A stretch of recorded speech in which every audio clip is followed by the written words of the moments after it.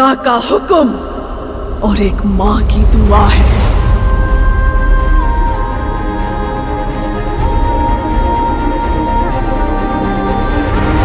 के हाथों की लकीरों को भी रुखसत कर, रोकने से भी नहीं रुकेगी तुम्हारी ये सल्तनत।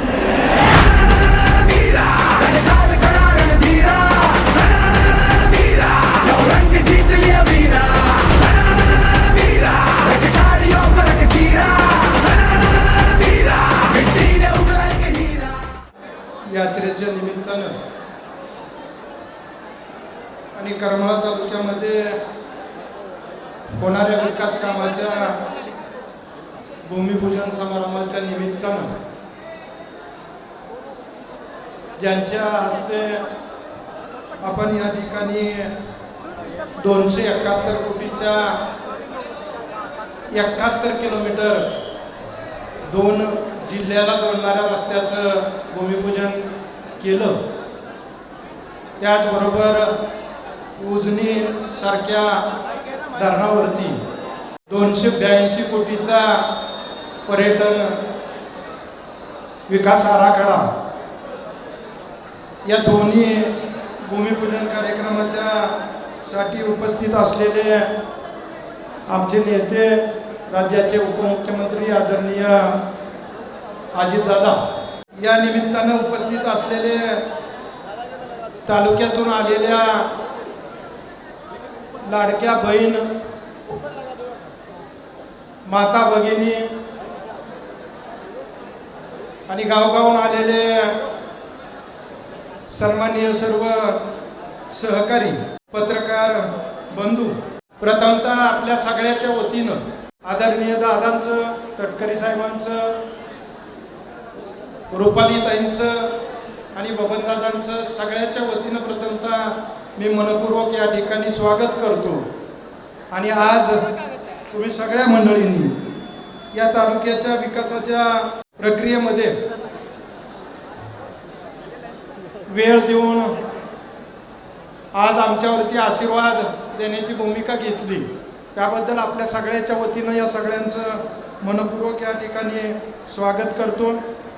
हे साधारणतः एका पंचवार्षिक मधले 60 महिने जर आपण बघितले तर त्या 60 महिन्यातले पहिले 3 महिने सरकार स्थापन नव्हतं। कोविड सारखं संकट आलं, 2 वर्ष पूर्ण जगावरती संकट होतं, त्यात जवळजवळ 24 महिने गेले, म्हणजे 27 महिने तर ह्यातच गेले। कसा तरी सरकारचा सूर लागला, एक बजेट होतंय का नाही अशी परिस्थिती होती, तोपर्यंत सरकार पडलं। 9 महिने पुन्हा सरकारमधनं आम्ही बाहेर, म्हणजे जवळ 37 महिने ह्या सगळ्या गोंधळामध्ये त्या ठिकाणी गेले आणि कामकाज करायला तालुक्याच्या विकासाला साधारणतः 22 ते 23 महिन्याचा कालखंड या ठिकाणी मला मिळाला। त्यामध्ये पुन्हा लोकसभेची आचारसंहिता आहे, विधानसभेची आचारसंहिता आहे, त्याचे 4-5 महिने दोन्ही निवडणुकाचे। अशा परिस्थितीत 20-22 महिन्यात या तालुक्यातले अनेक प्रश्न होते दादा, परंतु आदरणीय दादा, मी अपक्ष असताना सुद्धा तुम्ही माझ्यावरती विश्वास ठेवला आणि कधीही मला परकेपणाची जाणीव त्या ठिकाणी होऊ दिली नाही। आणि जे तालुक्याच्या विकासासाठी जे जे मागितलं ते देण्याची भूमिका आदरणीय दादांनी त्या ठिकाणी घेतली। त्यामध्ये मग डिक्सळसारखा पूल असेल, गेली 20 वर्ष सातत्याने या पुलाची मागणी होत होती। पहिल्यांदा कोविडच्या परिस्थितीत सुद्धा दादांनी मान्य केलं की मी त्याला 55 कोटी रुपये देतो। दुसरं महत्त्वाचं, कोविडच्या परिस्थितीमध्ये वैद्यकीय सुविधा तालुक्यामध्ये नव्हत्या। मी दादांना सांगितलं की मला कसल्या हल्लीमध्ये 100 बेडचं दादा हॉस्पिटल पाहिजे। दादांनी टोपे साहेबाला सांगितलं की ते संजयचं हॉस्पिटल, त्याच्यामध्ये 20 ICUचे बेड, आणि अशा पद्धतीनं त्याला पटकन पैसे दिले पाहिजेत। आज तुमच्या आशीर्वादानं अतिशय सुसज्ज अशा प्रकारची इमारत त्या ठिकाणी 100 कोटीच्या आपल्याकडे करमाळा शहरामध्ये पाहायला मिळते। स्टेटचे बजेटचे पैसे असतील रस्त्यासाठी जवळजवळ 300-350 कोटी तुम्ही करमाळा तालुक्यामध्ये या ठिकाणी मला सहकार्य करायची भूमिका घेतली। सगळ्यात महत्त्वाचा माझा जातेगाव टेंभुर्णी रस्ता होता दादा, त्याच्यावरती लायबिलिटी होत्या, जुन्या कॉन्ट्रॅक्टरची कोर्ट केस चालू होती। आपण ठामपणे भूमिका घेतली की ज्या लायबिलिटी कोर्टातनं बसतील ते राज्य शासन भरायला तयार आहे, आणि तो रस्ता NHI कडे हँडओव्हर करण्यासाठी जी आपण भूमिका त्या ठिकाणी घेतली त्यानंतर आपण गडकरी साहेबांना सांगितलं की बाबा हा हँडओव्हर करतोय, त्याला लगेचच्या लगेच तुम्ही बजेटमध्ये घ्या. त्याच्याप्रमाणे नॅशनल हायवेकडे तो बजेटमध्ये आला. जवळजवळ 1200-1250 कोटीचा रस्ता या ठिकाणी तुमच्या प्रयत्नामुळे या ठिकाणी होतोय.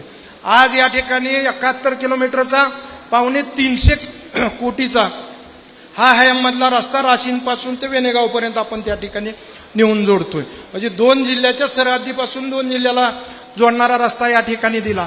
सगळ्या आमदारांना माझ्या माहितीप्रमाणे 30 किलोमीटरच्या पुढे कोणाला सुद्धा आहे, पण मी 71 किलोमीटर आपण मला रस्ता दिला.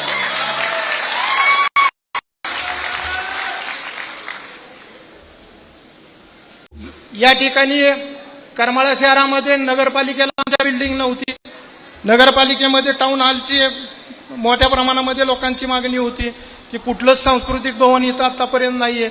एक झालंय ते जुनं झालंय, त्याला वापरात नाहीये. दादांना सांगितलं, दादांनी 10 कोटी रुपये दिले, 5 कोटी रुपये दिले नगरपालिका बिल्डिंगसाठी, 4.5 कोटी दिले टाउन हॉलसाठी आणि 50 लाख रुपये छत्रपती शिवाजी महाराजांच्या पुतळ्यासाठी दिले. अशा विविध क्षेत्रामध्ये अल्पसंख्याकांसाठी पैसे दिले, मुस्लिम समाजाच्या वेगवेगळ्या कब्रस्तानसाठी दिले, दलित वस्तीमध्ये पैसे दिले. या सगळ्या गोष्टीचा विचार केला तर प्रचंड मोठ्या प्रमाणामध्ये दादा या तालुक्याची विकास करण्याच्या दृष्टीनं आपण फार मोठी सहकार्याची भूमिका घेतली. सगळ्यात महत्वाचा विषय तालुक्याचा कुकडी उजनी उपसा सिंचन योजना. दादा या तालुक्यामध्ये कुकडीसारखं पाणी नुसतं रेकॉर्डवरती आम्हाला दाखवलं जातंय. 23-24 हजार हेक्टर क्षेत्र आमचं या तालुक्याचं कुकडीवरती आहे. तुम्हालाही हा सगळा वेळोवेळी आपण मिटिंगा घेतलेत, तुम्हालाही हा सगळा विषय माहीत आहे की 14 दिवसाच्या पुढे कुकडीचं पाणी आम्हाला मिळत नाही. म्हणून आम्ही जयंत पाटील असतानाच आपण सूचना दिल्या, त्याच्यामध्ये आपणही दादा मिटिंग घेतलेली होती कुकडीच्या पाण्यासाठी म्हणून आपण मिटिंग घेतली आणि कुकडीच्या आहे या प्रकल्पामधनं 24 हजार हेक्टरला आपल्याला पाणी मिळू शकत नाही. म्हणून आपण नव्यानं दुसरा काय मार्ग सापडतोय का हे आम्हाला सुचवायला लावलं. आम्ही त्याच्यामध्ये वेगळा मार्ग काढला.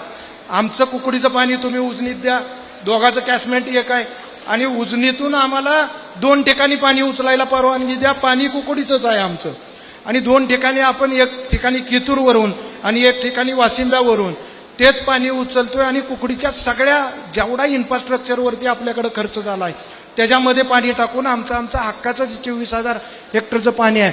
आणि त्यासाठी मध्यंतरी आपण त्याचे सर्वेचे या ठिकाणी आदेश दिलेत. सर्वेचं टेंडर निघायचं बाकी आहे, त्याच्यामध्ये काही क्युरी आहेत, शासनाकडनं पुन्हा क्युरी काढून खाली पत्र आलेलं आहे. त्याही बाबतीत आपण भविष्यकाळामध्ये सहकार्याची भूमिका ठेवाल ही या निमित्तानं आपल्याला विनंती करतो. दुसरा महत्वाचा विषय दहेगावची आमची योजना. दादा आपण एकाच वेळेला आमच्या दहेगाव पूर्ण व्हायला 116 कोटीची गरज होती आणि दादा आपल्याला मनेपर्यंत आपण 116 कोटी रुपये मला दहेगाव योजनेसाठी दिलं आणि एकाच वेळेस सगळ्या दहेगावचं टेंडर काढलं. आता दहेगाव आपण बंद नलिकेतनं करतोय. बंद नलिकेतनं राहिलेलं पाणी शिल्लक राहिलेलं आपण काही गावाचा समावेश त्या ठिकाणी करतोय. वडशिवण्याचं तलाव असेल, रोपळे असेल, झरे असेल, देवळाली असेल आणि परिसरातली अनेक गावं आपण त्या ठिकाणी त्याचे सर्वे करण्यासाठी म्हणून आपल्याला पत्र दिलंय. तशा प्रकारचे आदेशही जलसंपदा मंत्र्यांनी दिलेत, तुम्ही दिलेले आहेत. भविष्य काळात त्याचाही समावेश आम्हाला या सगळ्या गावाचा त्या योजनेमध्ये करून द्यावा. या निमित्तानं बोलत असताना कुर्डवाडीमध्ये दादा आपण मला कुर्डवाडी शहरातल्या गटरीसाठी 35 कोटी रुपये कुर्डवाडीमध्ये दिले. सगळी कामं दादा कुर्डवाडी शहरामध्ये पूर्ण आहेत. आता मध्यंतरी तुम्ही मला सांगितलं की तुला 25 कोटी रुपये मी नगर उत्तानमधले शहरी भागात देतो. दादाला म्हणलं मला कुर्डवाडीत कामच सांगायला राहिलेलं नाही, मला द्यायचे असले तर 25-15 द्या. म्हणून त्या दिवशी दादानी 5 कोटी रुपये मला त्या 25-15 त्या ठिकाणी दिले आणि अनेक गावाला छोट्या छोट्या कामासाठी आपण ते वापरतोय.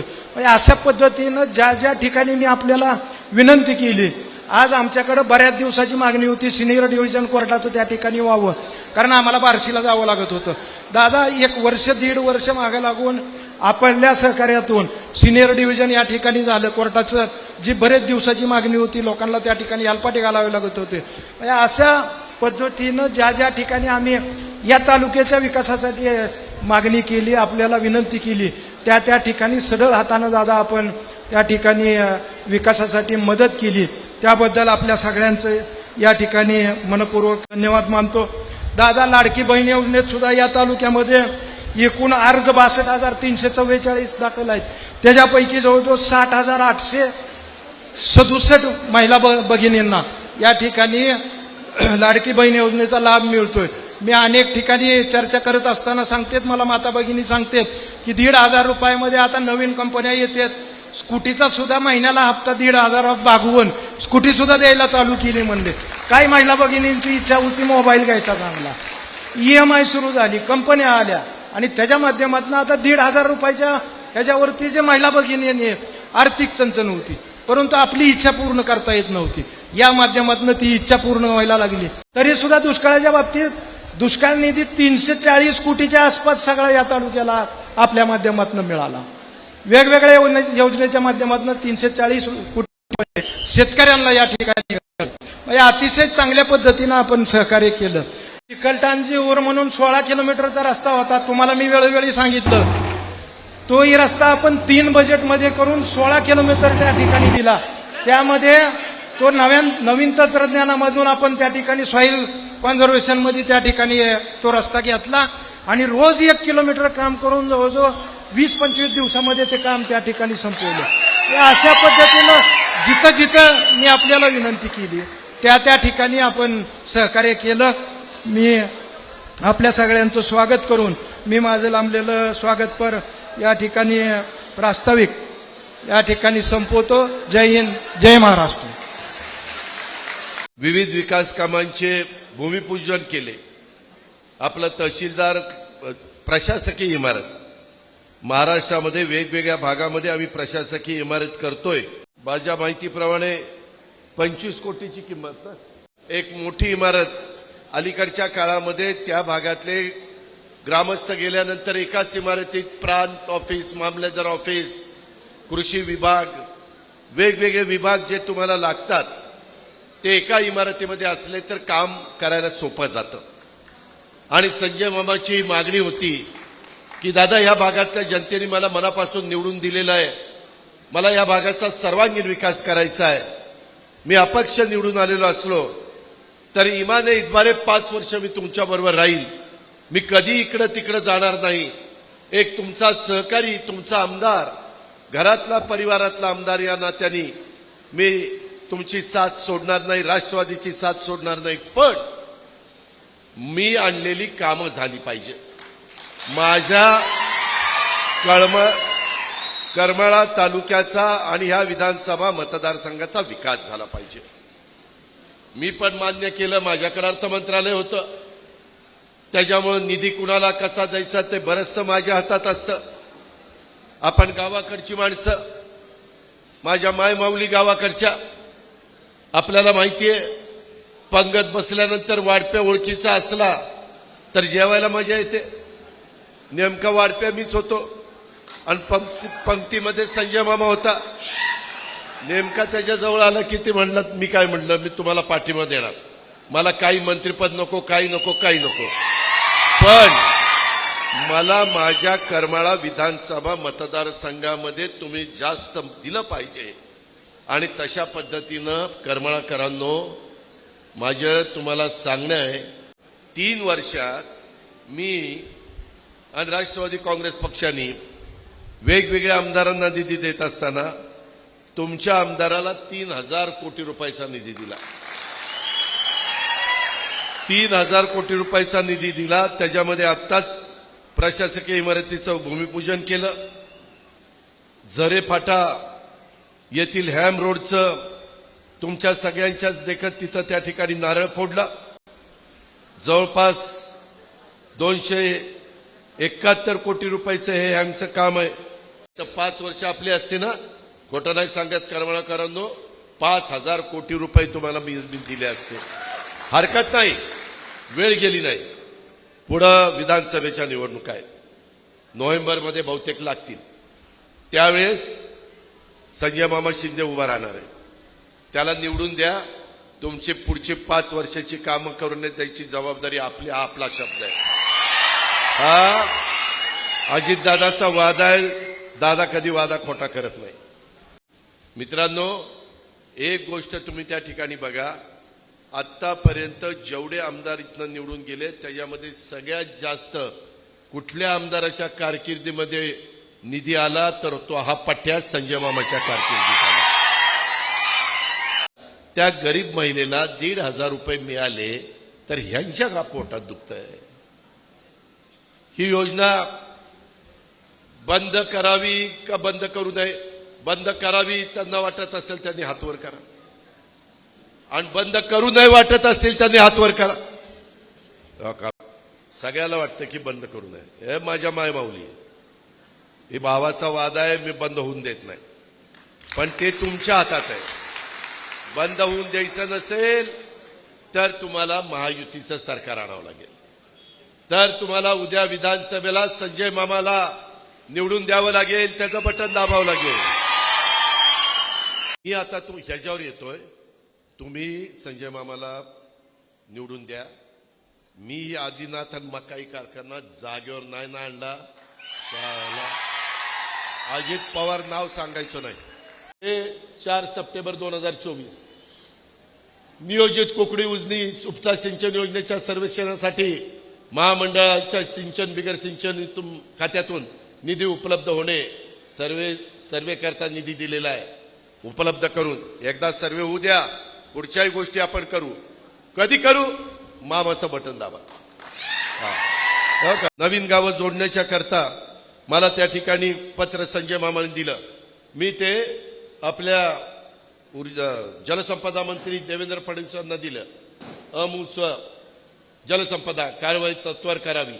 दहीगाव उपसा सिंचन योजनेत बचत झालेल्या पाण्यात नवीन गावं समाविष्ट करणं, त्याच्यामध्ये झरे, देवळाली, फिसरे, अरे थांब रे, ऐक रे, फिसरे, हिसरे, अर्जुननगर, सालसे, निंबोरे, मलवडी, वडशिवणे, पाथुर्डी, वरकुटे, मसेवाडी, रोपळे, नेरले आणि सालसे ही गावं हा सूर्यन हा जयद्रथ या पद्धतीनं हेही काम मार्गी लावतो. बटन दाबायचं. बटन दाबलं की निधी आला.